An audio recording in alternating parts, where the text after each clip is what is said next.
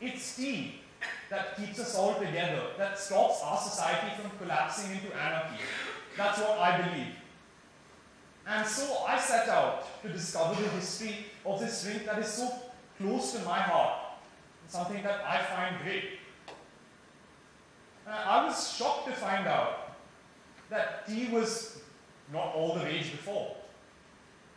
It was introduced by the British in the 1930s, and back then, Indians hated it. At that point of time, leaders like Mahatma Gandhi led marches and led anti-tea campaigns, saying that it was harmful and a symbol of British oppression. Another great example of this is a Bengali novella called Parinita, in which the female protagonist is seen shedding the habit of drinking tea just because her nationalist lover disapproves of it. So the next question that came into my mind was, okay, so we didn't like it. How did we go from point A to point B? How did tea go from being despised to delected? How did it go from being rejected to accepted? And the answer lies in one of the greatest stories that I have ever read. It took one of the modern world's first advertising campaigns to get tea come close to our hearts. The British actually established a committee known as the Tea Cess Committee, a propaganda unit devoted to making ads of all shape and form for all forms of print media at the time. And I have a couple of those ads today. This one talks about tea relieving lassitude for young children who are studying, that tea energizes you. This one is my personal favorite after all, the one on the left. At that point of time, in the 1930s or so, women playing sports was unheard of. And you can see this woman in traditional garb holding a tennis racket and sipping tea. The British used an extremely sophisticated advertising technique at that point of time, something that was ahead of its own time.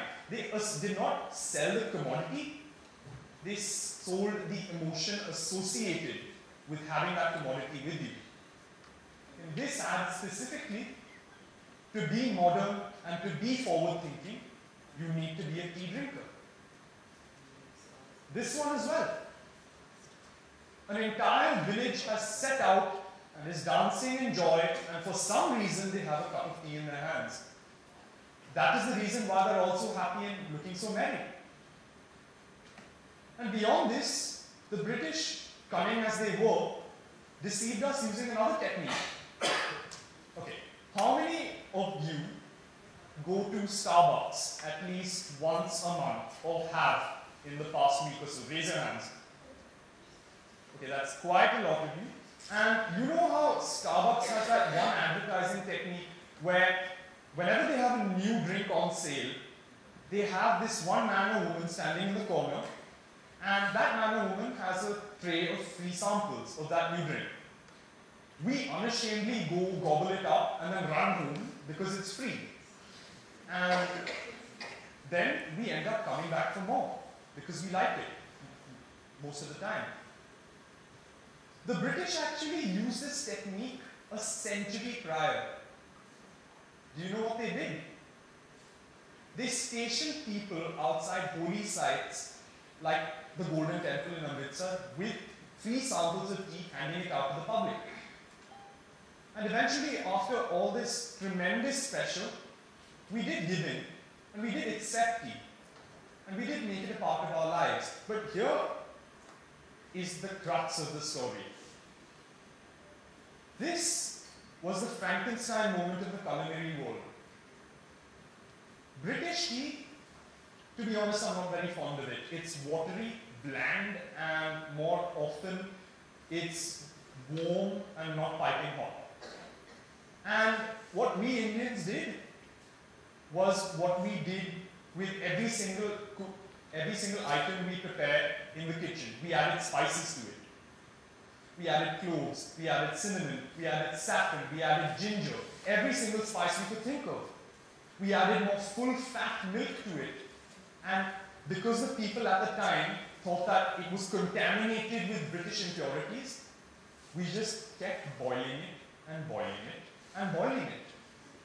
And at the end, we had the Frankenstein of tea, chai. A drink that I think would make members of the British nobility turn in their graves. That's how chai was born. And today, it has captivated the hearts of almost everyone in this nation. It may seem a little funny, but chai is a major player in our economy. From 2011 to 2015, it developed from being an 18.5 crore rupee business to a 35 crore rupee business. It is also the most fundamental expression of equality in our nation, because everyone, from the lowest of farmhands and labourers to the Prime Minister's office, consumes this drink.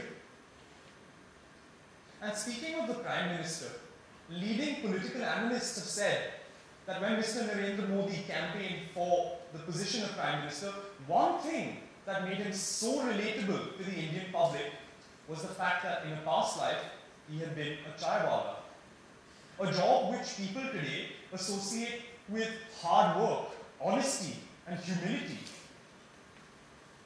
And beyond that, we've come to a point where chai is no longer a commodity to us. Chai is a necessity, something we can't live without. And that's seen in when laborers and menial workers ask for their payment in chai pani, chai and water. It's come to the point where we equate something like chai to something as fundamental to our existence as water. When the Prime Minister or any politician wants to communicate with the people or with foreign dignitaries, what do they call those chats? Chai pe charcha, talks over chai.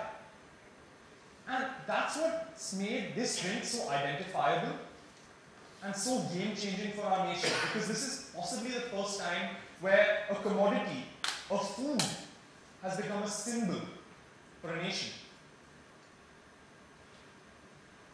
I found this extremely bizarre, because how could humans possibly give so much importance to inanimate objects? How could we treat human beings poorly, but treat things like these with such respect and deference? And turns out, there's actually a theory in psychology about this. These objects are called transitional objects. Objects that we give importance to and place on a pedestal so that they shed their mere physical form and become something greater. And in the Indian context, I would definitely say that chai is the greatest example of a transitional object. After all, it's not that easy to drive a nation of 1.3 billion people crazy. Thank you.